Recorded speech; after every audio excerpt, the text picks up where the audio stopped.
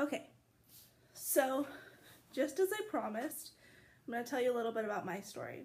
The first thing I'm going to start out with is the bulimia.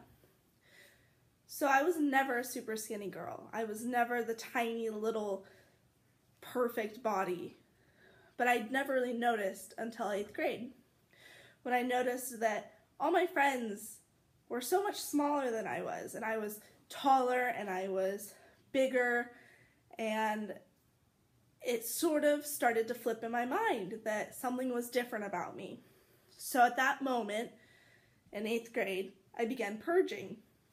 And I would binge eat, which means I would eat to excess in a short amount of time. And then I'd purge it all up, which means I'd make myself throw up.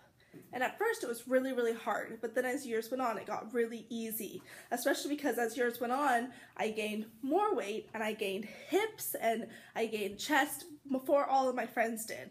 So I started getting called names when I was in high school. And I've been called a whale before. I've been called fat multiple times. And it's all been over Twitter. And it really affected me in a way that it switched my mind that I was fat. I was someone that needed to lose weight. And I needed to do it in a quick and easy way. And the easiest way for me was to throw up my food. And it's just crazy how these words on something that is as stupid as Twitter can really affect somebody and can really have an impact on their life and their health. Because as it turns out, being bulimic is horrible for your health if you didn't know that. I could, in my end, since I've been doing this since 8th grade up until now, that is 5 years now that I've been doing this.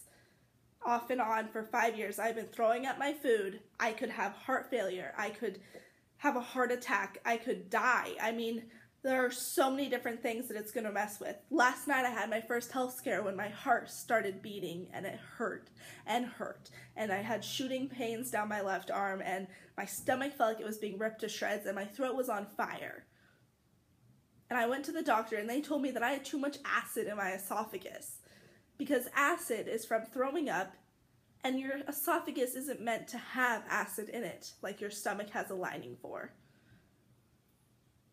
So what I want you to realize is that the words that you speak, whether it's in person, whether it's over a text, whether that it's over something stupid like Facebook or Twitter or Instagram, they have an effect on people.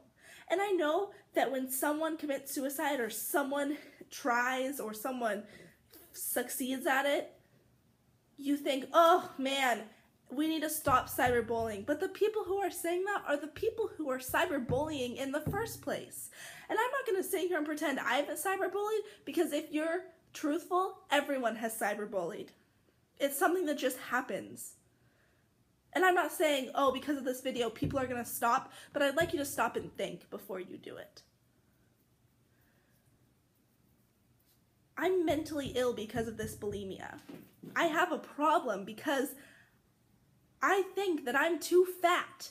I think that I need to lose weight, and I think one of the only ways is to put my 2 fingers down my throat after I eat and throw everything up that I just ate.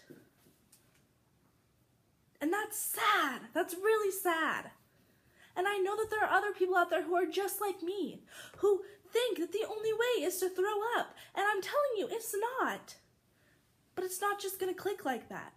And it's not just going to click like that for me either.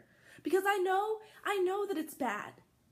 But because of what people have said, and because of what I have felt, it's all I can see. So, if you're gonna tell someone that they're fat, or you're gonna tell someone that they're ugly, or you're gonna tell someone that they're a whale, maybe think about this video and think that that person could be going through something that could be life-threatening.